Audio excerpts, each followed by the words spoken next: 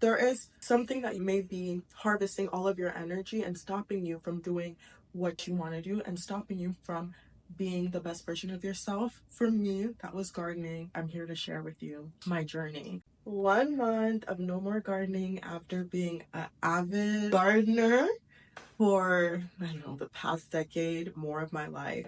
I did not realize it would have this set of challenges. I didn't realize that it would change me this much. I didn't realize I would have even a slip up. And we're going to talk about all of that. If it's been calling you to quit gardening or whatever your vice may be, for some of us, it is drinking. For some of us, it is porn addiction. Me personally, growing up, I heard that, there's nothing wrong with gardening. It helps you feel at ease. It's a good substitute for medication. It helps your anxiety, helps you be more creative. But I had gotten to a point, I have become pretty codependent on it. Call it a minor addiction, if you may. What it once did for me, it was no longer doing it for me. Smoking and get in my head and be insecure and not really have the fuel to do the things that I was doing. It was diminishing my creativity. It was exacerbating my anxiety. It was not doing anything good for me. It wasn't like I had hit rock bottom. I was doing okay, but I was feeling some spiritual draw that I really could not make it to the next level, to the level that I wanted to, without saying goodbye, without kicking this habit. So it just came to a point where I was tired of being like, okay, this is the year I'm gonna stop. Just 1 year, because in my head I always heard like just 1 year, like just try. How will your life change just 6 months, 1 year without doing it? And if your life doesn't change, then what have you lost? At least it hasn't been like a decade of just doing this habit over and over again. Just let me show myself what 1 year will do. So I will tell you how I got there, what I did. I'll even talk about the one time that I slipped up, because it happens. You dip back and there's no shame. That's part of the process. It's part of the journey. I'll tell you about the hard, the ups, the downs. And it's been 1 month, but hey, safe to say 1 month is the hardest part. As someone who has taken breaks, I will tell you every time, the first month, the first couple of weeks, the first week is always the hardest, So I'm going to share with you my journey just in case you are going through something similar, and hopefully this can encourage you, and hopefully you can get something out of this that you need. If you're new to my channel, my name is Isata. I love to talk about manifestation. I love authentic, real life vlogs and talking about personal growth and development. If that sounds like your cup of tea, please stick around. I love to have you here. And without further ado, let's get right into the video. It's been on the back of my mind month after month, year after year. What is this taking from me, really? And why am I still doing this? How it felt when I was younger, how it felt in the beginning, it's just not how it felt anymore. Starting to realize that it put me more in my head. I've been taking on YouTube and getting into my creative passions more, and I found that it was taking away my creativity. When I was younger, before I ever got introduced to smoking, I was a ball of creativity. I would have like an obsession over a creative passion, and I feel like smoking just made me numb to myself. It just distracts me from how I felt, bad emotions to good emotions, and it would just keep me on float, like on this even plane, and it stripped away my creativity. And in the past 3-4 months of trying to get back into YouTube and taking that seriously, I found that I couldn't hit the joint and come on here and talk to you guys. My creativity would not flow. Like, it wasn't hitting like it was supposed to. So I was like, no, like, if this is my dream, if this is what I'm gonna go for, I'd be damned if I would let this little green herb be what stands in the way of. It's an illusion. This thing isn't making me better. It's not making me cooler. It's not making me manage my problems better. It's just a temporary solution that really was becoming more and more temporary, like literally as temporary as just the inhale, because I was not even enjoying the high anymore. I was like, why am I doing this? When 2025 came up and it still was doing the same things, I was like, no, this is not going to be something that's getting me year after year after year. I did like 1 week without smoking back in December around Christmas time, and I noticed how much in tune with my body, my emotions, everything that I was. I realized how my dreams were coming back up and they were like sending me signals and messages. I remembered how much higher my intuition was. I got back into the habit after 1 week because I think I wasn't really ready, but that 1 week in December, it stuck into my mind going into 2025. February 14th, Valentine's Day, was my Valentine's Day gift to myself that I stopped. I had already started like weaning off, like only doing it in the evenings a couple of days before that, but February 14th 2025, I said no more. I think what gave me the strength was honestly God. It's crazy how much God gives you grace. God does not expect you to be perfect, but I really feel like I wouldn't have had the force if it wasn't like a spiritual thing for me. I literally had the blunt in my hand and I was like not feeling it. Some strains I could literally, as soon as I hit it, I'm like, why am I doing this? It's not doing anything for me. I just broke down and I just started praying to God and I was like, just take this away from me. Take away the desire. Like, I don't want to do this anymore. I want to see what version of me is on the other side of this nasty habit. I want to be my creative self again. I want to do the things that fueled me as a child again. And I don't know exactly all I said in that prayer, but I gave it all my heart, blunt in hand, as it goes out. And I couldn't even finish that blunt. I was done. Like, after that, it was done. I also have had many prayers before that, like, God, please just take anything that is not serving me, any relationship, habits, people, places, things. I went through this purification, through this cleansing journey where I've been having conversations with God to take away certain things from my life. Just came to a point where I couldn't tune it out anymore. I knew that having this herb in my life was detrimental. Prayer, I feel like, is also what aligned me with hearing the things that I needed to hear and giving me the courage to walk away. I didn't just surrender and just say, I can't do, like, I clearly can't do this myself. I've tried and all I can do is make it to 3 months, and then your brain like convinces you to go back to it. I was like, God, like, I need your help. Go to God for everything that you need. If it's patience, if it's strength, if it's overcoming an addiction. I started reading content about it. I love The Diary of a CEO. It's with Stephen B something, but he's on YouTube, he's on Spotify. Watch his episode with the dopamine expert, and just hearing the science of it and what gardening was doing to my brain really helped. Like, listening to that during my last week of doing it and just hearing this is actually an addiction. You can get psychologically addicted to it, because that's one of the lies that we get told, is that you can't get addicted to it. Hearing the way it affects your brain when you're doing it as a teen, and how probably this is going to be an ongoing journey forever. It just made it so real. Hearing the science, then shifting the spiritual, and just begging and asking God to take it away, and just also being in a place with my personal development where I'm like, all right, this is truly not serving me. I do have ADHD, I've been diagnosed, and I feel like in order to truly use it as my superpower, I couldn't rely on gardening. As a child, like I said, I had the creative obsessions, like the hyper focus that you have with ADHD. I couldn't really hone in to who I am creatively with this thing. It's crazy because in the beginning, it's all glitz and glam. It's so fun. It makes you taste better. It makes you feel better. It makes everything so funny. Before you know it, you're looking back and it's like, what is this even doing for me? And I know that it does work for some people. This is my story. I'm not a person that was able to do it in moderation. Like I said, everybody has their vice. I don't have a problem with drinking. I don't abuse drinking, even though, like, I did kind of find myself starting to use alcohol as a substitute in the beginning when I stopped. That was my vice. Some people, they don't even like how it feels from the get-go. Like, everybody has their vice, but I was identifying gardening as my vice. So this is my personal effect that it has on me, and I know other people have this story too. So maybe if this isn't your exact thing, like I said, it could be drinking, or it could be your cell phone. Me, for the past decades, like, that's what I used to cope. That's what made me manage my emotions. That's what made me feel like I could fit in and bandage stuff up for me. And so I really created a deep attachment to the herb, and I truly deep down feel that in order to really level up in the way that I want to, like, really step into the woman that I want to be, like, yes, I've been able to accomplish many goals while still having this habit, but really, really, like, getting to where I want to be, I knew that that's what I had to sacrifice. I can feel God telling me, like, this is what you're gonna need to sacrifice. We all have to sacrifice something to get where we want to be. Let's talk about, we're putting it all on the table. I'm not gonna act like, oh yeah, I'm perfect. I went 1 month and I've been having no cravings. At first, it was that prayer was carrying me through. But then there was temptations. Like, I've been going through some stressful situations, and I moved into a new apartment last week, and it really did hit me. And while I was clearing out my old apartment, guess what? I found the joint.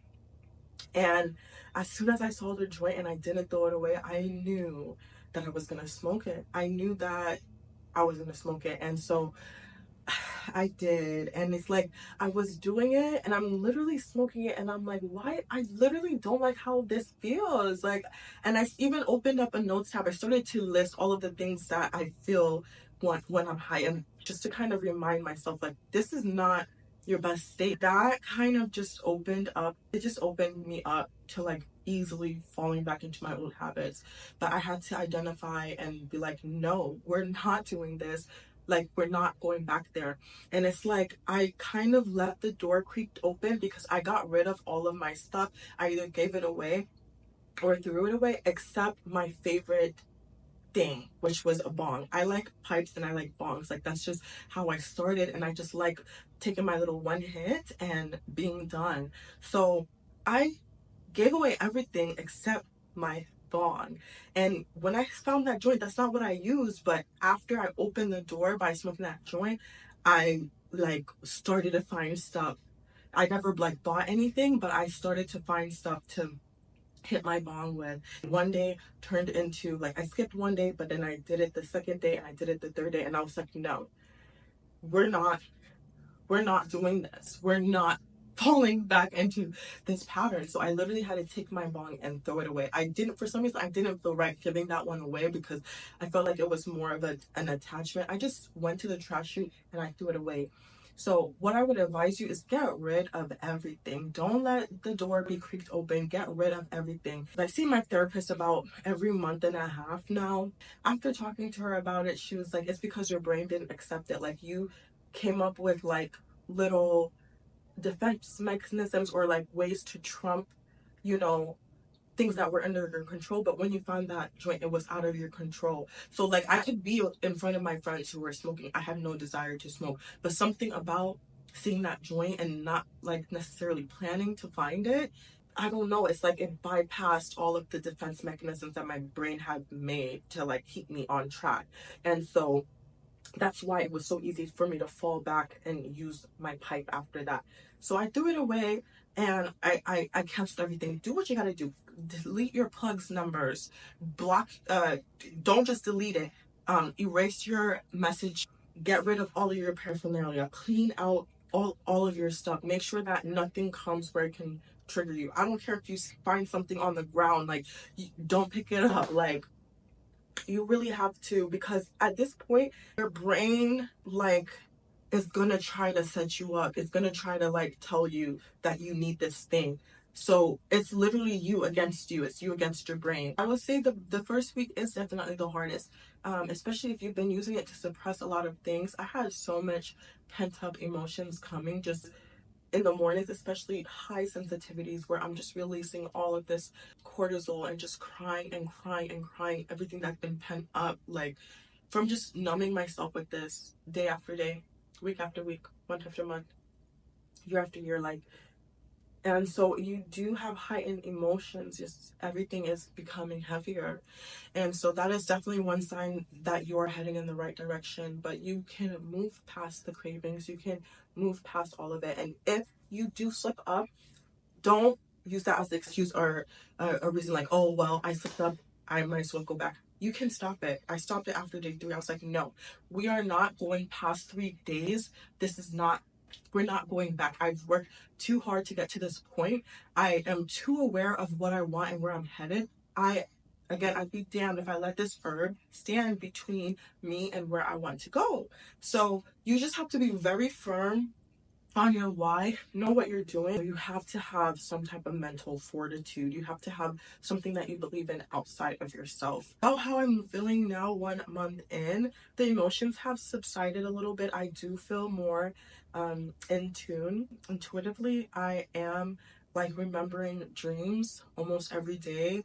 My dream journal is more full. I've been receiving messages from my dreams, like slowly but surely my intuitive sensitive state is like coming back to me. I feel more self-aware. I feel more aware of what my needs are. I feel like I can receive and look at symbols more, like symbols that my body is trying to tell me, symbols from the outside world. Like I just feel more present and aware. I feel more here. Like I won't say that my life has done a complete 180. I think that it will take a little bit more time, but I have definitely at least gotten confirmation that I'm headed in the right direction. My creativity has been blooming. I feel like it's been just more easy for me to come on here and talk from the heart without having so much brain fog going on. My brain has been more clear. I also noticed like a difference in my daily habits. Like my mornings, my evenings are more peaceful. Like I have more time to do different things. I have more confidence at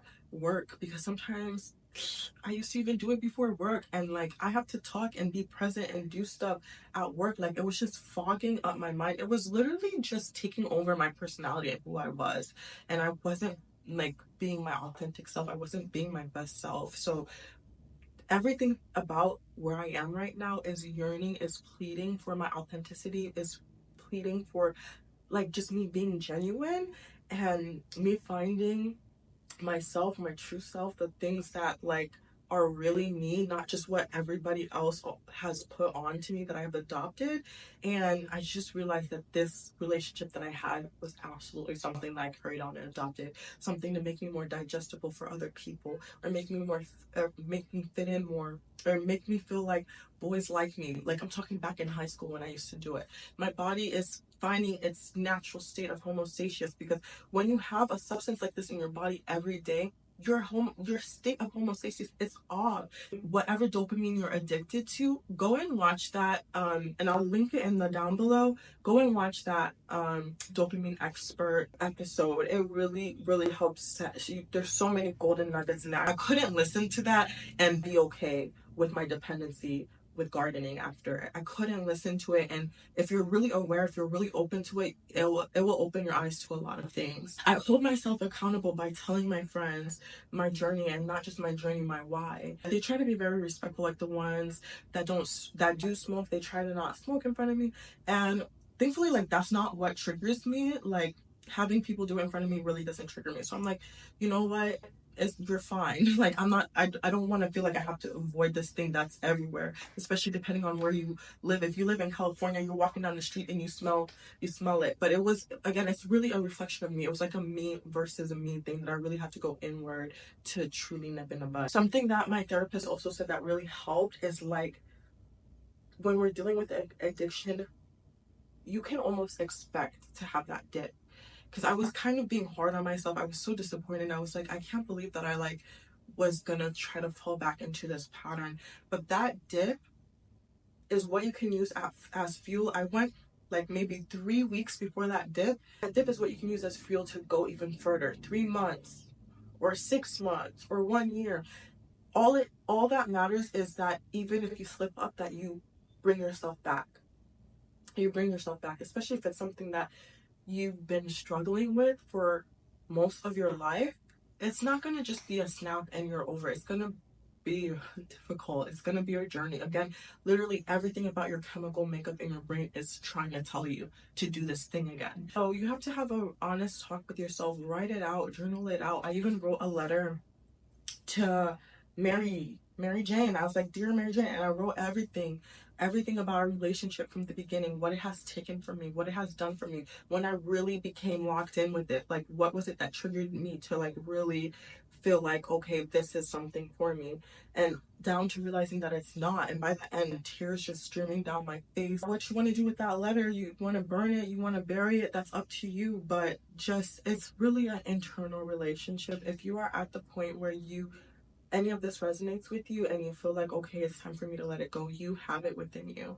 You absolutely do. You just have to take the steps. You just have to find the courage, and you just have to be aware. The awareness is like step one. Like, again, it took me forever to get to this point of where I'm like, okay, I'm sure this is the year. I had a whole previous year where I failed at it. I think where I slipped up last year is I told myself like 3 months. Like, don't limit yourself with how much you have and like how long you're gonna do it. Don't tell yourself, oh, just I'm gonna do it for 3 months then check in, because then your brain will just let go after 3 months. Like, I think I didn't make it more than a couple weeks past the 3 months mark last year because I kept telling myself 3 months, 3 months. Oh, if I make it 3 months. This time I'm telling myself 1 year, at least 1 year.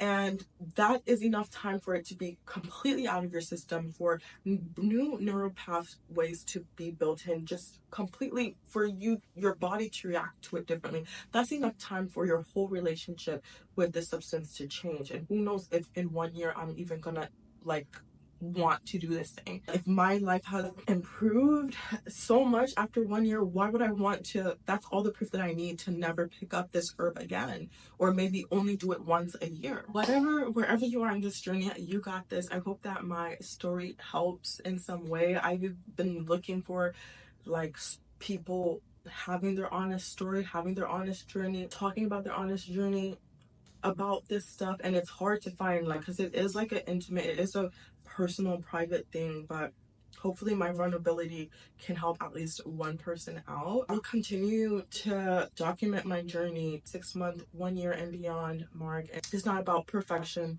We're not perfect. It's about the commitment. I'm committed to me and my growth, and I'm committed to this journey even on the days where it's hard, even when I'm like, oh, I just want to, you know, when I'm most triggered, when I'm most stressed out, I am gonna continue to pick me. I hope that you guys enjoy, and that you were able to at least take something from this. And I would love to see you around for the next video. Thanks so much for watching.